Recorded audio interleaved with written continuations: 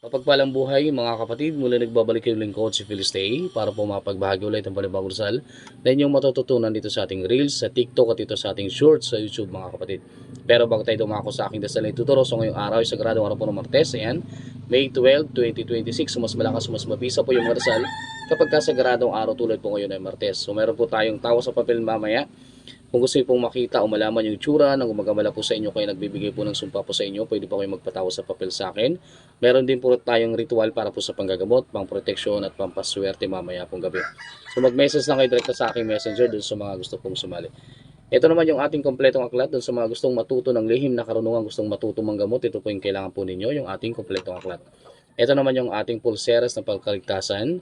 Sa mga mahilig magbiyahe o maglakbay, ito po yung kailangan po ninyo, yung ating pulseras pangkaligtasan. Ito naman yung ating medalyon, pang proteksyon, pangontra sa kulang barang, palipad hangin at sa mga elemento at mga kaliwang gawa. Okay? So ito naman yung ating medalyon ng pampaswerte at panghalina sa may mga negosyo at gustong swertin sa buhay. Ito po yung kailangan po ninyo ating medalyon na pampaswerte at panghalina. Okay? So mag-message lang kayo direkta sa aking messenger doon sa mga gustong kumuha ng ating mga gamit. So dumako na tayo sa ating dasal na ituturo.